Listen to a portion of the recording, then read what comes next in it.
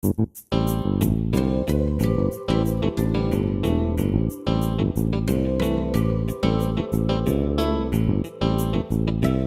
morning, Hoosiers, and welcome to Times News 24/7, brought to you by the Noblesville Times Online in living color from the Times studio.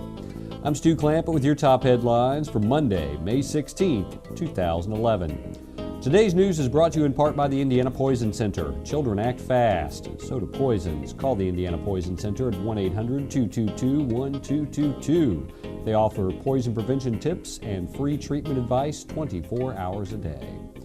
In our top story today, from the first laps taken by survivors and then caregivers to the supporters who made the loop through Forest Park through the rain and the night, Relay for Life started and finished strong. Larger than last year by several groups, organizers were upbeat on the turnout, fundraising efforts, and support from the local organizations and city. Kathy Stretch on the organizing team thanked all involved for making Forest Park a fun, exciting place to be for the annual Relay for Life. In other news, Noblesville resident Corbin Bauer, a student at the Hudson School, has been selected as one of Indiana's representatives to the 2011 All Kids Can Create National Touring Exhibition, featuring artwork submitted by students ages 5 to 15 from each state and the District of Columbia. Corbin's artwork, titled Under the Water, will debut in Washington, D.C. on June 13th. Rosalie Jarvis is his art teacher at the school. Hamilton County Youth as Resources, YAR, program of the United Way of Central Indiana has awarded more than $14,500 to fund community service projects designed and implemented by Hamilton County youth. More than 120 people attended the kickoff celebration held on the Hamilton East Public Library to honor the area youth volunteers. Amy Hammerly of Boone and Hamilton County, coordinator for the Youth as Resources with the United Way of Central Indiana, said that no matter the size of the project, the positive impacts within the community are long-lasting and immediate. It also demonstrates the level of dedication young people have to their community. Since its inception in 1996, Youth as Resources has awarded 229 projects, engaged 6,497 youth volunteers, and awarded over $198,152 in Hamilton County. The next grant cycle will occur in January of 2012. McDonald's Restaurants of Central Indiana is celebrating the newest McDonald's restaurant in Noblesville to be located at 13255 Tegler Road near the Hamilton Town Center. Doors will open in June with a grand opening event on June 30th. McDonald's owner-operators Tracy A. and Reginald O. Jones also own 5 McDonald's restaurants in the Indianapolis area. The Joneses have built a foundation for their successful organization on faith, hope, and love. Their success has led them to produce 2 Ray Kroc Award recipients, 11 Outstanding Restaurant Manager Award winners, a Crew Position of the Year Award winner, and their middle management team has earned the Middle Management Award. Nearly 90% of McDonald's 14,000 U.S. restaurants are independently owned and operated by local businessmen and women. Sports and local weather with Indiana's weatherman Paul Poteet are both up next. Is that thing getting closer? Look how high that thing's going. Look out there, look at the debris. Give me the camera. No, just drive, I've got it. Zoom in, zoom in. I can't believe this is happening. Oh, the size of that thing. It's everywhere. Are you getting this? Yeah, I've got it. What was that?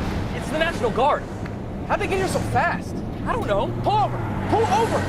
Do you have what it takes to head into the heart of the storm? Check out NationalGuard.com.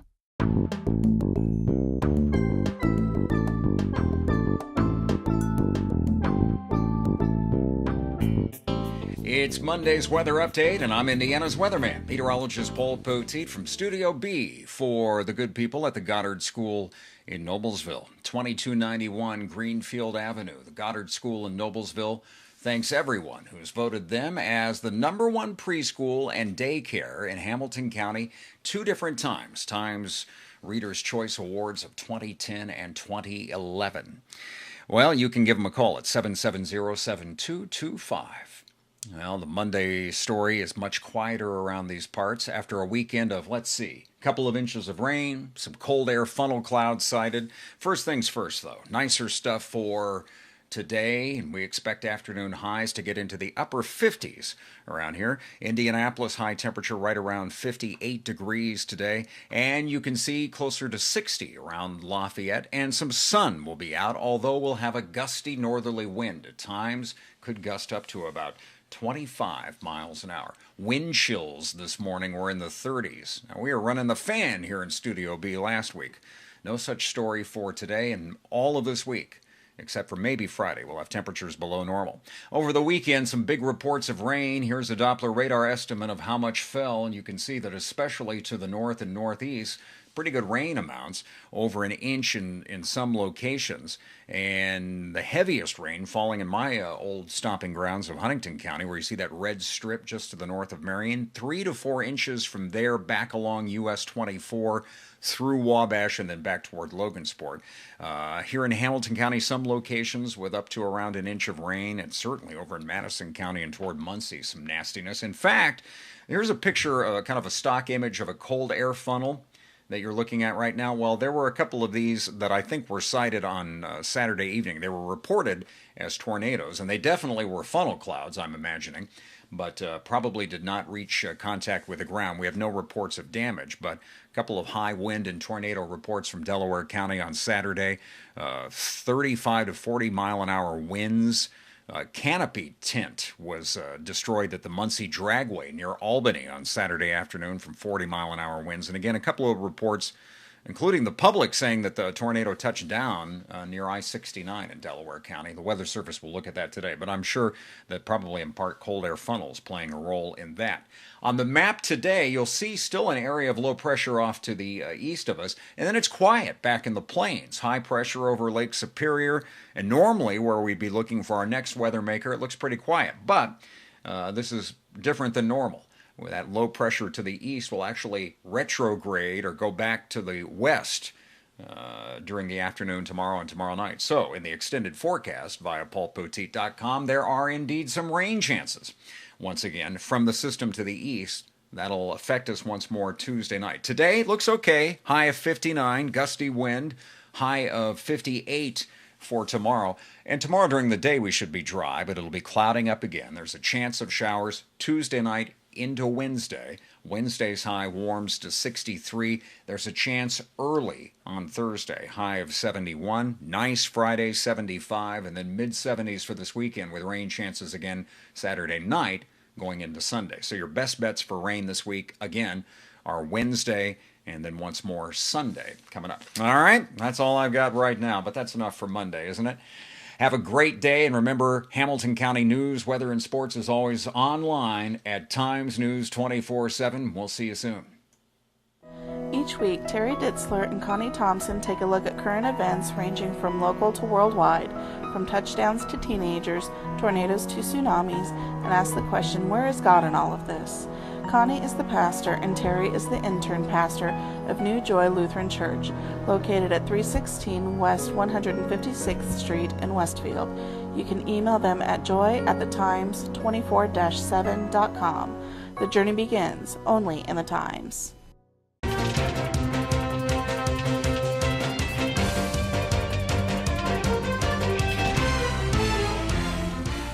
In weekend softball highlights, number 2 ranked Noblesville moves to 20-2 by winning the Fort Wayne Snyder Invitational. Southeastern fell to Avon in the Hoosier Crossroads Conference, allowing Noblesville to move within one win of capturing the HCC crown. Avon could tie if the Millers were to lose at Harrison next Tuesday.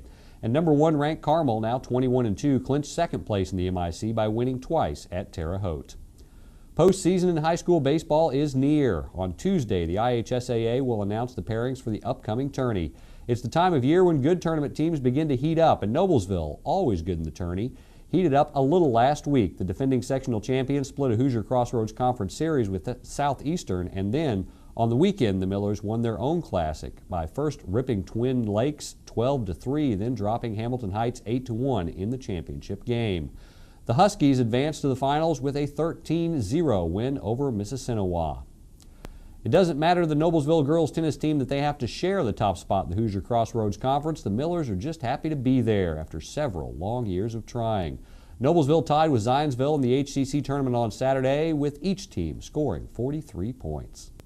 Today's news has been brought to you in part by the National Guard. In the National Guard, you serve your country as a soldier and you serve the people of your community. In the aftermath of a natural disaster, you bring food, supplies, medical aid, and most importantly, you bring hope. This is the moment to change your life and perhaps someone else's. Visit NationalGuard.com or call 1-800-GO-GUARD.